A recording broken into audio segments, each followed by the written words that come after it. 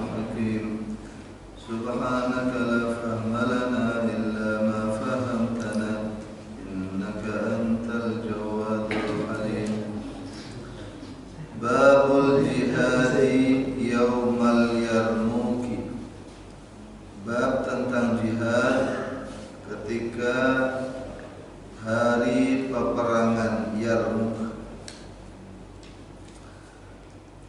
Bai'atu arba'ami'atin minal muslimina ala Ikrimah radhiyallahu anhu ala al-maut wa istishhadu khalqin minhum ma'a. Bai'atnya 400 orang prajurit dari kaum muslimin kepada sahabat Ikrimah radhiyallahu anhu berbaiat untuk mati, dan syahidnya sebagian besar daripada mereka bersama Sayyidina Ikrimah radhiyallahu anhu.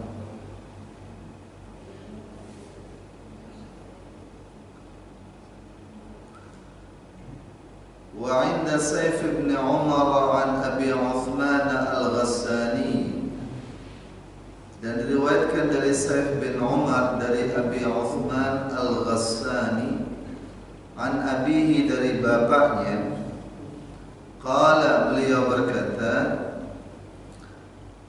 qala Ikrimah bin Abi Jahl radhiyallahu anhu yaumal Yarmuk, telah berkata Sayyidina Ikrimah bin Abi Jahal radhiyallahu anhu pada hari peperangan Yarmuk, qataltu Rasulullah sallallahu alaihi wasallam, saya telah memerangi Rasulullah sallallahu alaihi wasallam dalam banyak medan peperangan.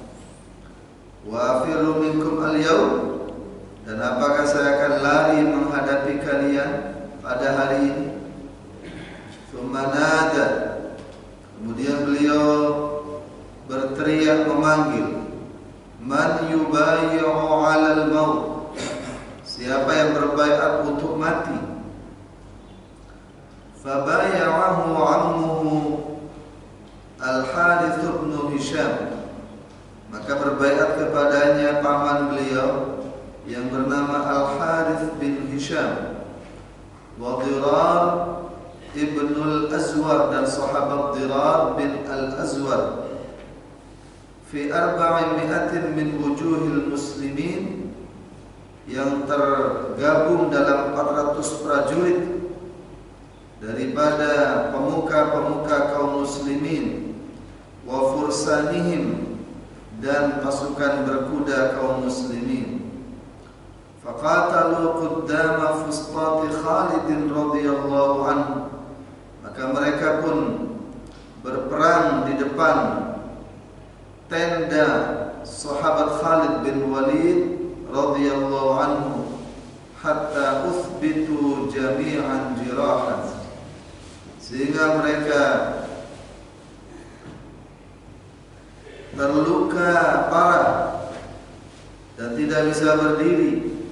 Wa qutila minhum khalqun, dan terbunuh sebagian dari mereka, minhum Dirar bin Al-Azwar, di antaranya adalah sahabat Dirar bin Al-Azwar radhiyallahu anhu, kadza fil bidayah. Jemaah sekalian yang dirahmati Allah Subhanahu wa taala, ini cerita tentang perang Yarmuk di zaman akhir khilafah sahabat Abu Bakar dan awal khilafah sahabat Umar. Perang Yarmuk ini adalah peperangan melawan Romawi yang menguasai Palestina. Sebelum perang Yarmuk, Nabi sallallahu alaihi wasallam telah mengirim beberapa pasukan, yaitu pasukan yang dipimpin oleh sahabat Harithah. Kalau meninggal maka diganti komandannya Ja'far bin Abi Thalib. Kalau meninggal maka diganti dengan Abdullah bin Rawahah. Peperangan ini disebut dengan Perang Mu'tah karena terjadi di daerah Mu'tah. Di mana Mu'tah? Mu'tah ini di daerah, kalau sekarang masuk kerajaan Yordania. 3.000 sahabat melawan 200.000 pasukan kafir. 3.000 lawan 200.000. Ini perang Mu'tah. Ketika Kanjeng Nabi SAW akan meninggal dunia, sudah sakit parah ini mau meninggal, maka beliau membentuk pasukan lagi. Dan pasukan ini sudah ditunjuk komandannya dan sudah diberangkatkan. Komandannya yang ditunjuk adalah sahabat Usamah bin Zaid. Masih umur 17 tahun waktu itu. Masih minim pengalaman. Kemana diarahkan? Juga diarahkan ke arah Palestina. Sebelumnya Kanjeng Nabi sendiri turun membawa pasukan, yaitu perang Tabuk, juga sama, targetnya adalah ke arah Palestina. Jadi sebenarnya Palestina ini milik siapa? Palestina ini milik siapa? Orang Yahudi mengklaim Palestina milik kami, milik Yahudi. Orang Nasrani mengklaim Palestina milik kami, milik Nasrani. Ya, orang boleh saja mengklaim, tapi sebenarnya milik siapa? Allah Subhanahu wa taala berfirman, "Inna awwala baiti wudi'a lin-nas lalladzi bi Bakkah mubaraka wa hudan lil alamin." Ini Al-Qur'an. Sesungguhnya bangunan yang pertama dibuat di bumi dikhususkan untuk beribadah kepada Allah adalah berada di kota Makkah, yaitu Masjidil Haram, atau disebut juga Al-Baitul Haram, disebut juga Al-Baitul Atiq, disebut juga Al-Baitul Qadis. Al-Baitul Qadis. Siapa yang membangun dalam bentuk bangunan pertama kali? Ya, Nabi Adam alaihissalam dengan istrinya.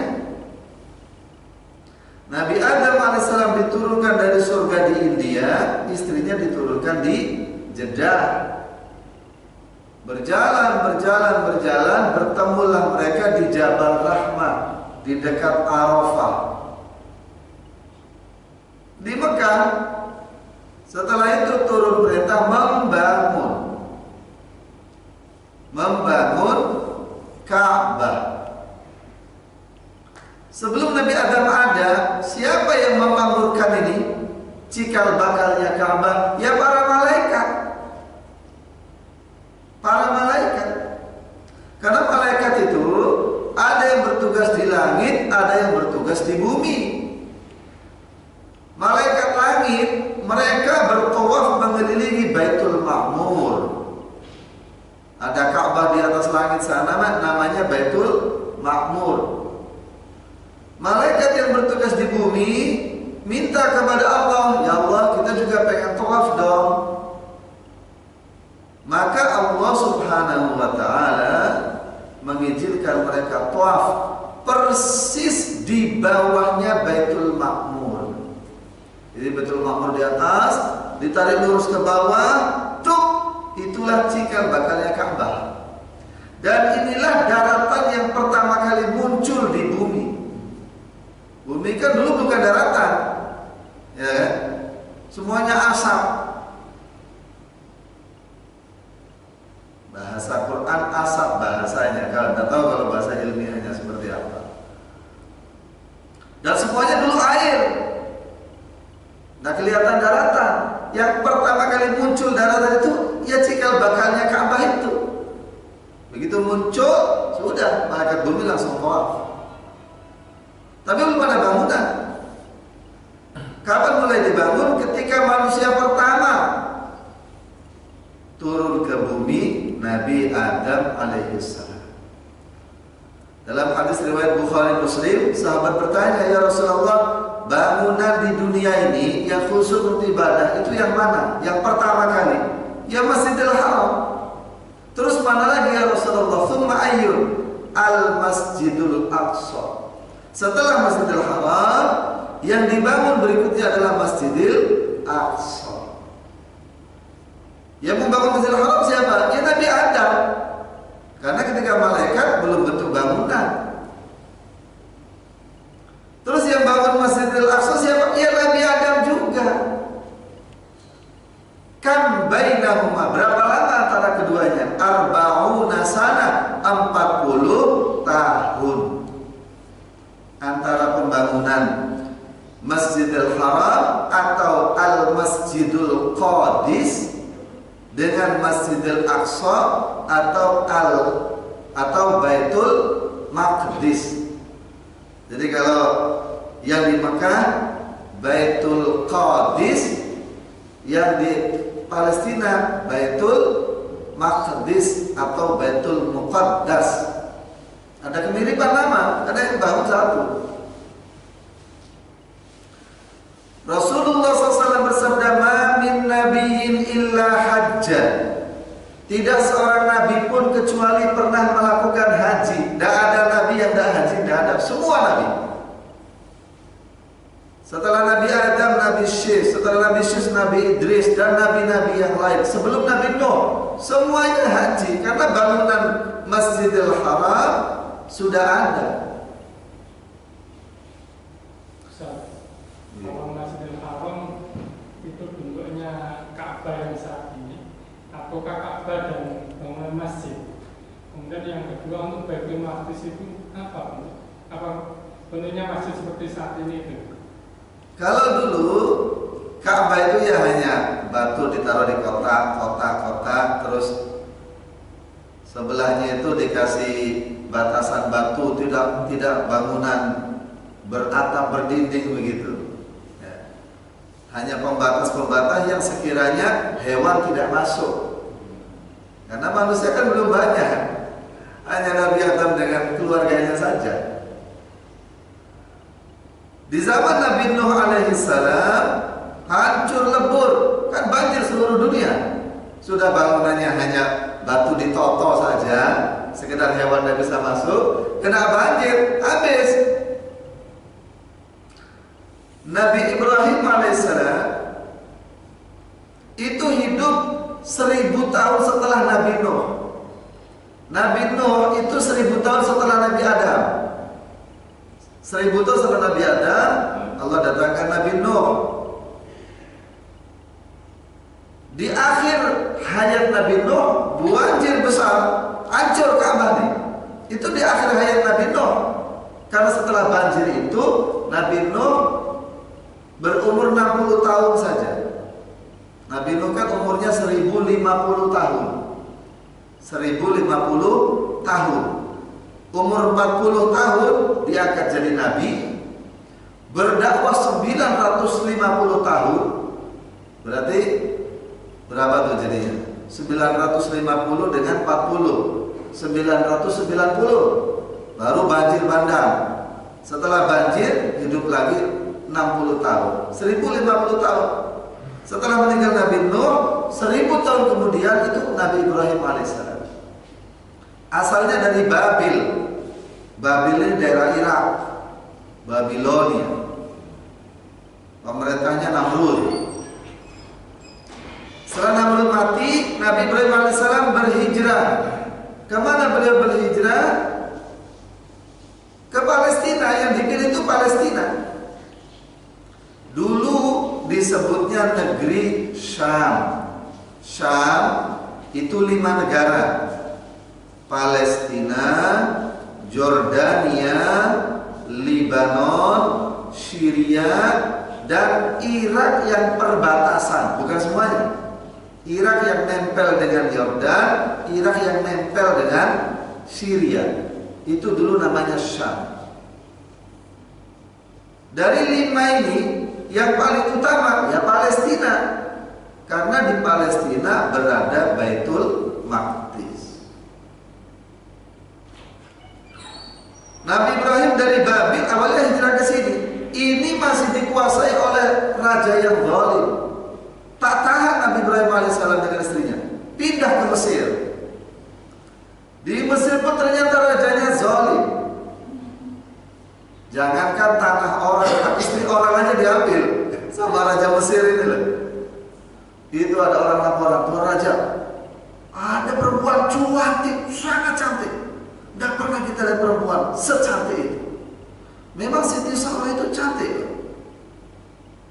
Perempuan yang paling mirip dengan Ibu Hawa itu Siti Sarah. Yang mewarisi kecantikan Ibu Hawa itu, Ibu Hawa kan orang sorga ini.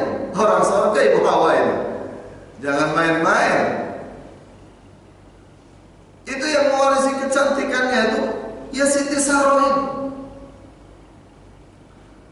Maka Raja Mesir kirim pasukan, bawa itu perempuan.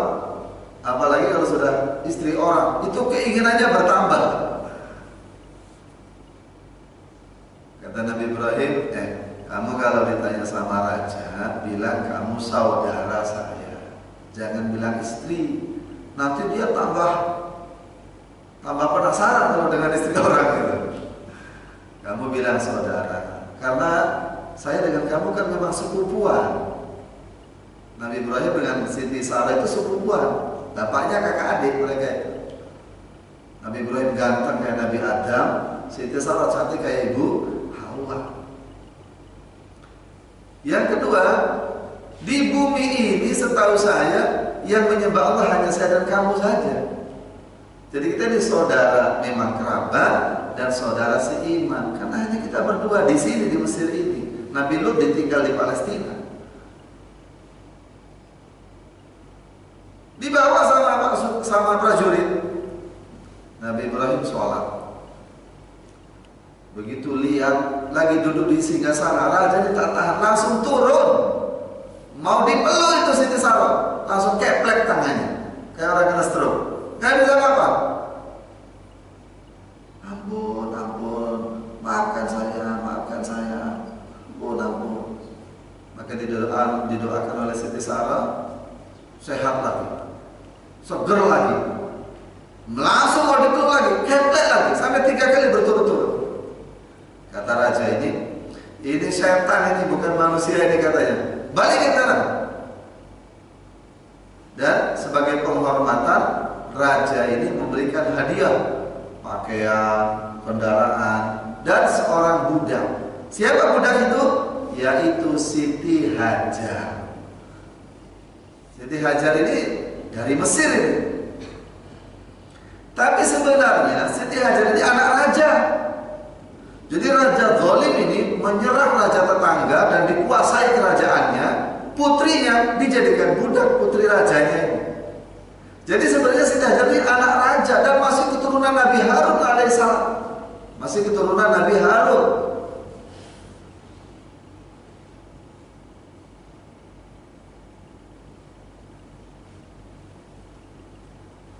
Oh bukan. Nabi Harun yang keturunan Nabi Ibrahim. Balik nanti. Karena Nabi Musa, Nabi Harun itu 565 tahun setelah Nabi Ibrahim.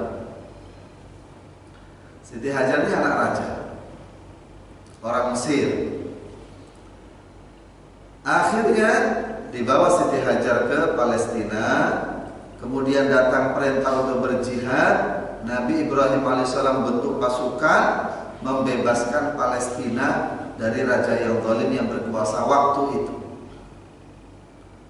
Kemudian Nabi Ibrahim alaihissalam menikahi Siti Hajar. Setelah punya anak kecil, bayi, perintah Allah untuk berhijrah.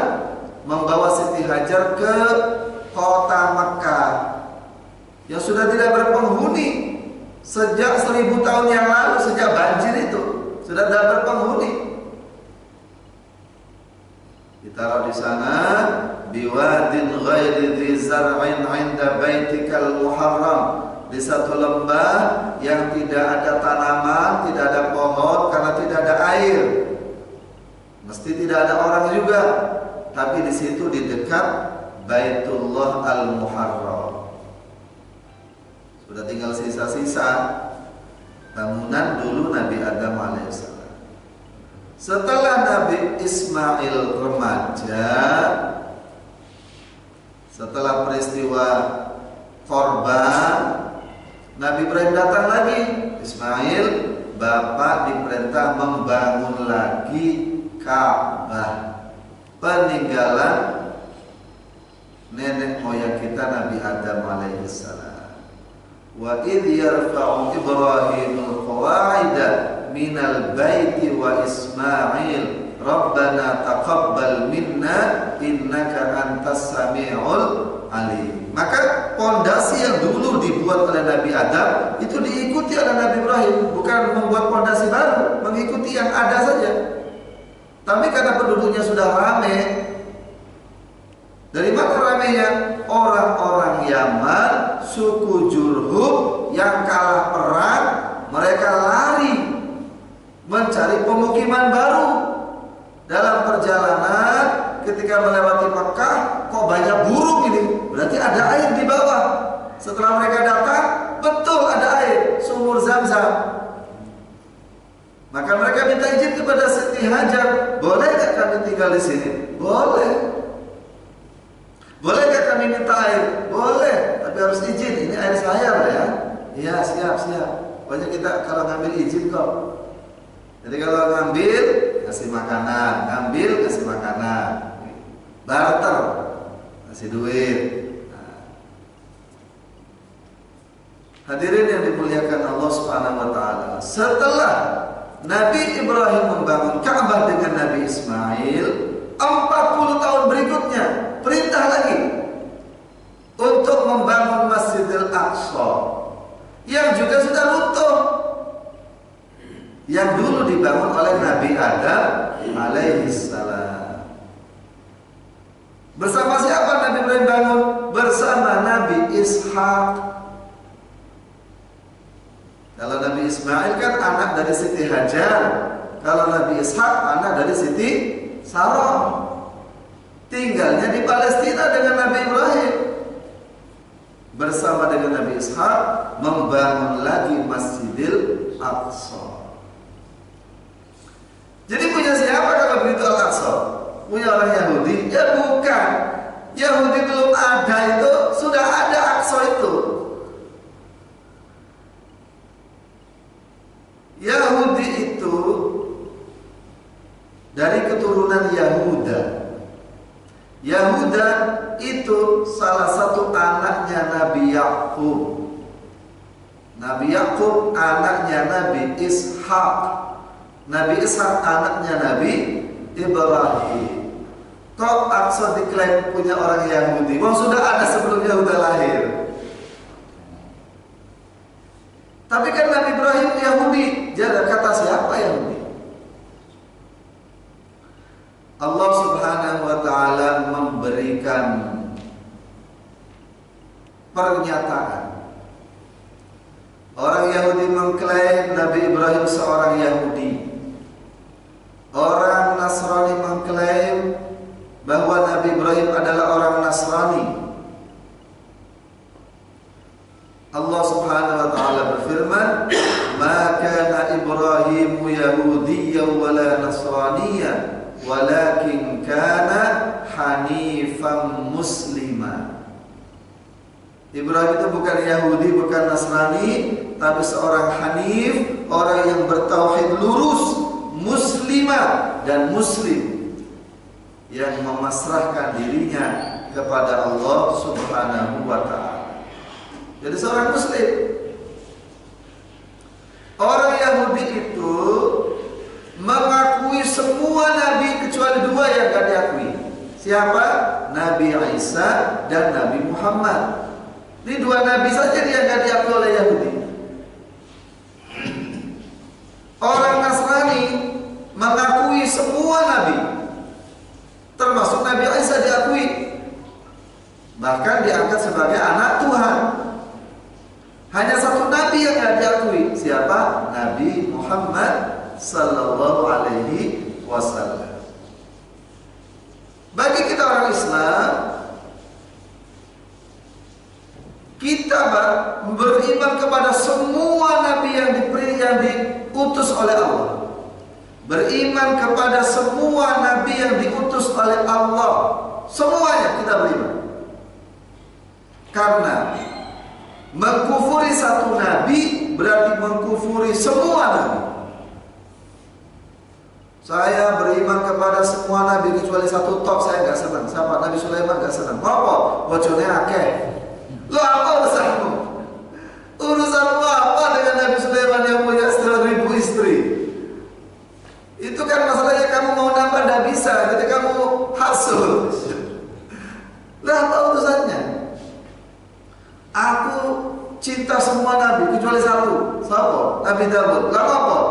Soalnya ngebut bojone wong. Saya baca cerita Nabi Daud rebut istri orang. Uroya bin Hanan istrinya direbut. Loh ya kamu baca buku cuma satu. Baca buku Nabi itu jangan satu. Baca 5, 7, 10 pengarang. Baru ada perbandingan.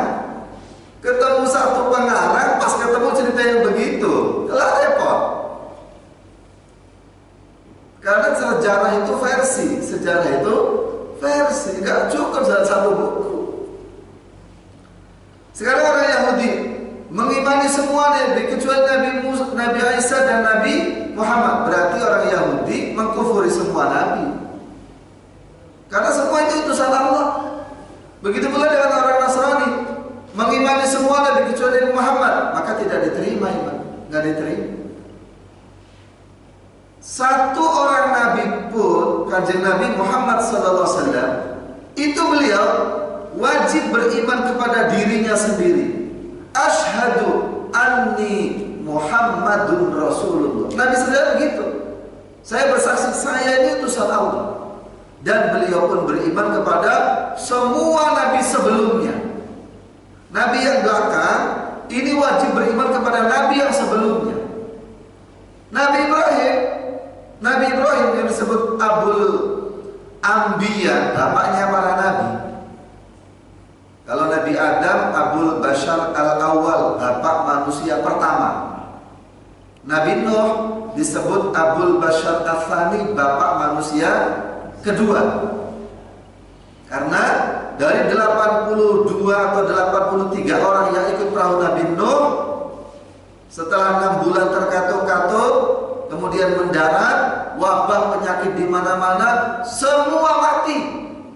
83 orang itu semua mati, kecuali anak-anak Nabi Nuh dan mantu-mantunya. Yang lain mati semua. Yang tersisa hanya putra-putra Nabi Nuh dan mantu-mantunya.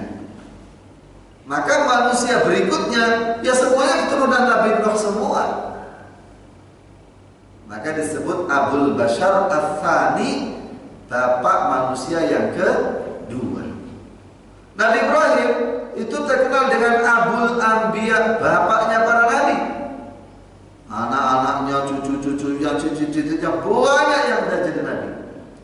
Nabi Ibrahim pun beriman kepada dirinya sendiri, beriman kepada nabi sebelumnya, dan beriman kepada nabi-nabi sesudahnya. Jadi para nabi itu saling beriman. Nabi yang tengah beriman kepada nabi sebelumnya dan nabi sesudahnya. Maka ketika peristiwa Isra dan Mi'raj, kanjeng Nabi Sallallahu Alaihi Wasallam ketika berada di Baitul Maqdis bertemu dengan semua nabi dan mengimami sholat semua nabi dan para malaikat. Baik, sekarang kita ke kisah yang baru kita bacakan. Jadi perang Yarmuk ini terjadi di akhir jabatan sahabat Abu Bakar radhiyallahu anhu menjadi khalifah. Akhir. Sebelumnya beliau memberangkatkan 4 pasukan dipimpin oleh 4 komandan. Pasukan pertama dipimpin oleh sahabat Abu Ubaidah bin Jarrah. Pasukan kedua dipimpin oleh Syurahbil bin Hasanah. Pasukan ketiga dipimpin oleh Amr bin As. Dan pasukan keempat dipimpin oleh Yazid bin Abu Sufyan. Ini bergerak masing-masing untuk merebut Palestina. Setelah peperangan-peperangan kecil, maka pasukan Romawi berkumpul di satu daerah namanya Yarmuk. Yarmuk adalah perbatasan antara Jordania dengan Syria. Karena Jordan, Syria, Lebanon, Palestina ini Syam, satu negeri Syam dulunya. Pasukan Romawi dipimpin langsung oleh rajanya, oleh kaisarnya. Dan kaisar ini berkata, ini pertempuran terakhir kita. Kalau kita menang, maka kita akan tetap bertahan. Kita akan tetap menguasai Al-Maqdis. Tapi kalau kita kalah, kita ucapkan selamat tinggal, kita pergi. Karena Romawi ini ada Romawi Barat, Romawi Timur. Romawi Barat yang di Eropa, Romawi Timur yang menguasai Palestina dan sekitarnya ini. Maka sahabat Abu Bakar radhiyallahu anhu bermusyawarah dengan para sahabat di Madinah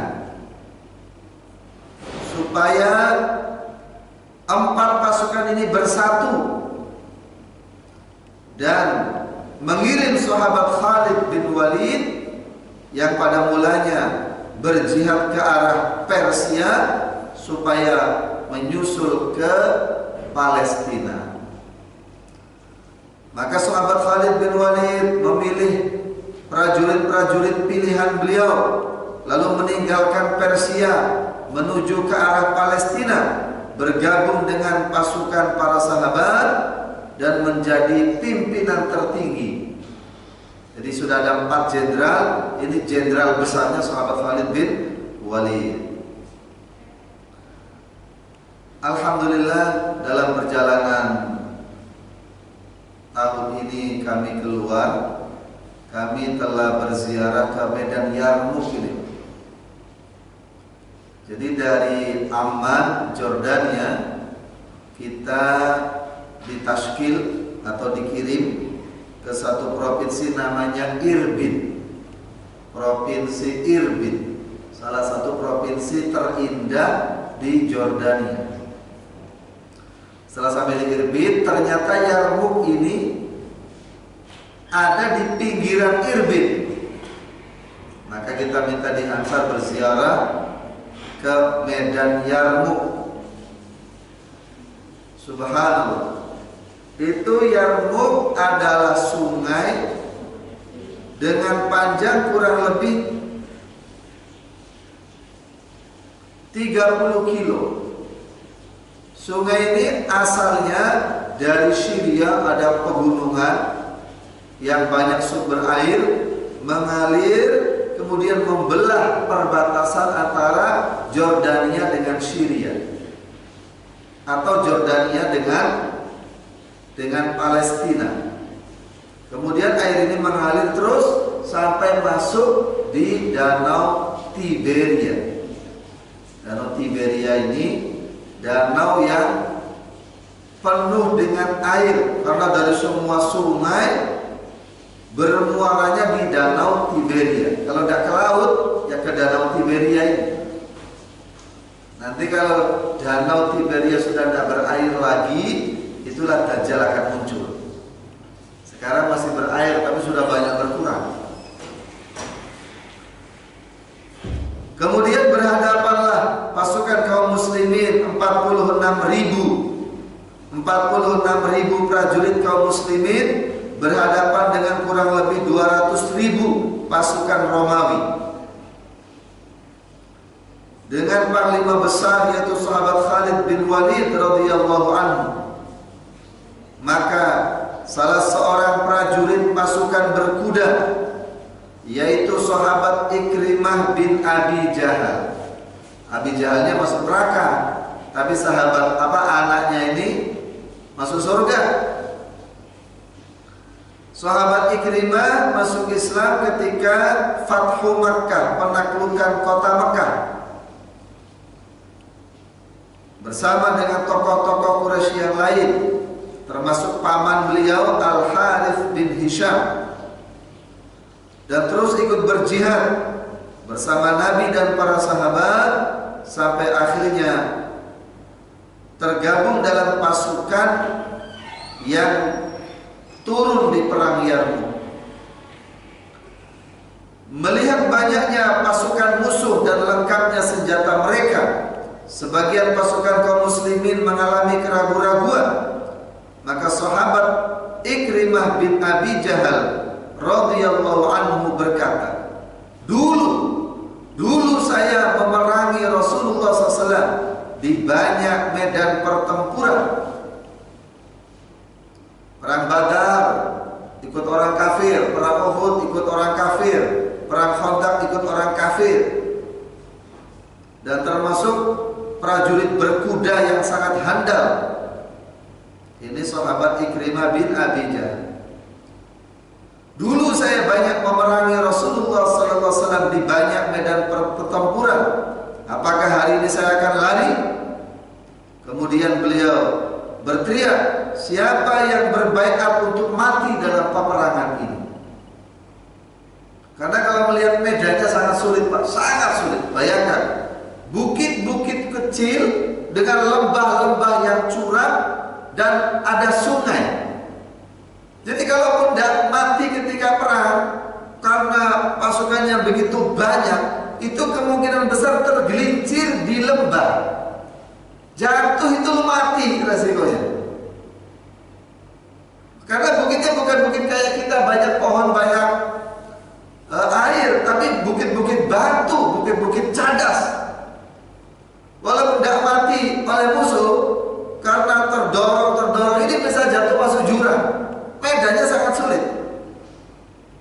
Siapa yang berbaikat untuk mati? Maka paman beliau Al-Harith bin Hisham dan juga sahabat Dirar bin Al-Azwar. Alhamdulillah kami juga kemarin sempat ziarah ke makam beliau. Sahabat Dirar bin Al-Azwar berdekatan dengan makam sahabat Abu Ubaidah bin Jarrah. Maka 400 prajurit kaum muslimin termasuk pasukan berkuda mereka berbaikat untuk mati, dan akhirnya mereka berperang mempertahankan kemah jenderal besar Khalid bin Walid radhiyallahu anhu. Karena pasukan musuh mereka mentargetkan untuk membunuh sahabat Khalid bin Walid. Karena kalau sudah jenderalnya mati akan selesai perang. Maka pasukan Khalid ini kemahnya sahabat Khalid menjadi target utama musuh. Maka para sahabat mempertahankan mati-matian kemah sahabat Khalid bin Walid sehingga tidak tersentuh oleh musuh. 400 orang itu banyak yang terluka dan banyak yang meninggal dunia. Hadirin jemaah yang dirahmati Allah SWT, akhirnya perang Yarmuk ini dimenangkan oleh kaum muslimin. Raja Romawi waktu itu yang turun sendiri akhirnya menyatakan selamat tinggal Palestina, selamat tinggal Al-Qudus, dan mereka meninggalkan Romawi Timur balik ke kampung halaman mereka Romawi Barat, dalam arti menyeberang ke Eropa. Sehingga yang mempertahankan Palestina hanya tinggal sisa-sisa orang Nasrani yang belum masuk Islam. Dan pada akhirnya mereka menyerahkan Palestina tanpa peperangan, tapi dengan perdamaian. Setelah mereka minta supaya khalifah kaum muslimin datang sendiri ke Palestina. Setelah Sayyidina Umar datang, subhanallah, mereka membuka kitab-kitab kuno mereka dan melihat betul kesamaan ciri fisik dan sifat yang ada di dalam kitab dengan orang yang ada di hadapan mereka. Ciri-ciri fisik sahabat Umar itu diterangkan dalam kitab mereka. Maka mereka mengatakan, ya sudah, kami serahkan Al-Qudus dengan penuh perdamaian, ini memang milik kalian. Nah, jadi mereka sendiri mengakui waktu itu memang milik orang Islam. Kalau sudah datang yang hak, Yahudi yang sudah melenceng, Nasrani yang sudah melenceng, ya harus meninggalkan Palestina. Nah, tetapi sekarang mereka sok-sokan merasa memiliki lagi. Maka minggu depan kita akan terangkan fadilatu baladis Syam, fadilahnya negeri Syam. Kenapa sih negeri Syam ini negeri yang banyak dipilih oleh para sahabat, sehingga kurang lebih 70.000 sahabat mati di negeri Syam. Ketika Haji Wada itu 124.000 sahabat, separohnya itu syahidnya di negeri Syam, termasuk dalam rangka merebut dan mempertahankan Baitul Maqdis. Wallahu a'lam bishawab. Kita sebagai orang-orang Islam tentu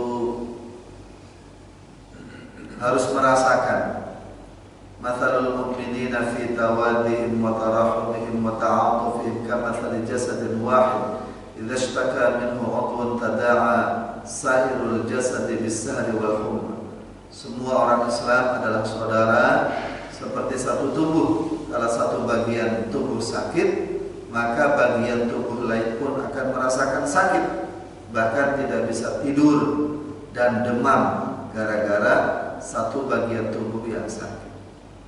Saudara-saudara kita di sana banyak menderita, banyak kesusahan, diperangi, dibantai dan sebagainya. Maka sekurang-kurangnya kita doa, sholat untuk mereka, doa untuk mereka, buat amalan-amalan, baca hizib Nasr, hizib Nawawi untuk mereka, sehingga Allah Subhanahu wa ta'ala masih menganggap kita ini satu umat. Satu umat. Man lam yahtam bi umuril muslimin falaysa minna. Siapa yang tidak peduli dengan urusan-urusan kaum muslimin, maka bukan golongan kami, kata Nabi. Maka kita harus tunjukkan kepedulian kita. Apa yang bisa kita lakukan? Bismillahirrahmanirrahim. Alhamdulillahirabbil alamin. Wassallallahu ala sayyidina Muhammad wa ala alihi wa sahbihi ajma'in. Allahumma ighfir lana dhunubana wa liwalidina. Allahumma ighfir lana dhunubana wa liwalidina. Allahumma ighfir lana dhunubana wa liwalidina warhamhum kama rabbawna shighara. Wa li jami'il muslimina wal muslimat wal mu'minina wal mu'minat al ahya'i minhum wal amwat. Allahumma ansuril Islam wal muslimin.